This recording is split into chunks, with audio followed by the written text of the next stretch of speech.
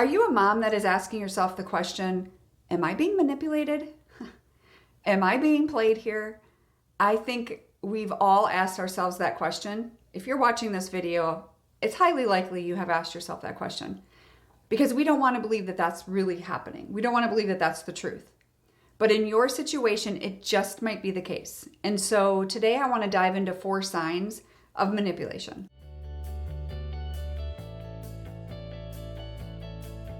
That I want to start by saying that I think personally that the emotional manipulation is the most difficult for a mother.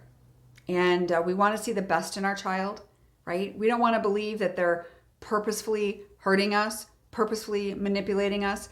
There's a lot of reasons why people manipulate, and I have other videos out there for that. But I want to just talk about 4 reasons today. So firstly, number 1 is the common tactics, right? Because if you ever feel like you can never say no without a severe repercussion, or maybe it's going to turn into some explosive argument if you don't go along to get along in that situation, whatever that situation may be. Maybe you're even fearing that there will be an emotional withdrawal, right? These are the things that typically happen when you're being manipulated, and in this case, by your child. If you think back, you can typically trace that back to some conversation that wasn't their ideal. And it's pretty easy to do once you really start thinking about it. One of the biggest things is, does your child play the victim, right? Maybe they're playing the victim to gain sympathy from you and manipulate different situations for their benefit. So this is very common. And it doesn't mean it's always going to be this way. I can promise you that. But you do need to know and educate yourself.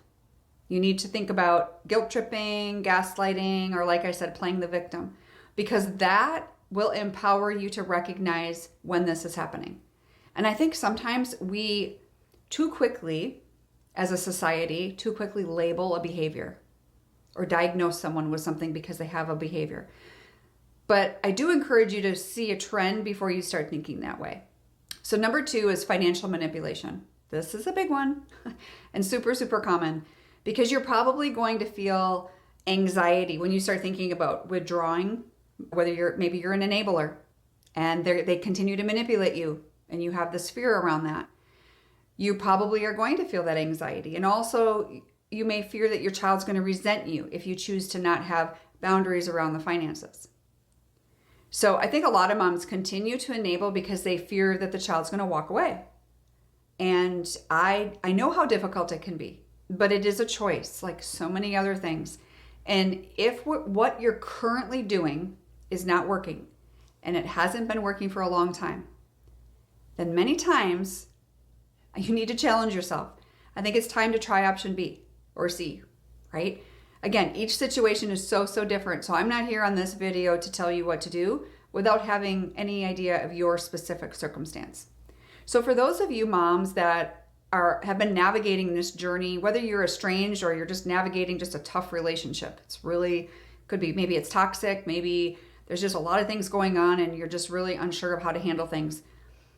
If you're ready to start diving in and start taking care of you and learn all the tools and all the techniques, then I want you to reach out via the discovery call link. It's a pinned comment. It's also in the description. I would love to hear from you for a 30-minute consultation. It's not a coaching call, so please know that this is to learn more about coaching. So I'd love to talk to you. Thirdly is dependency issues. So you may feel that your child relies excessively on you for the emotional, the financial, right? You and I both know that this is limiting their independence. And so I think that they want it sometimes because they can depend on you and not have to either work or put a plan together for their own future. So that should tell you something.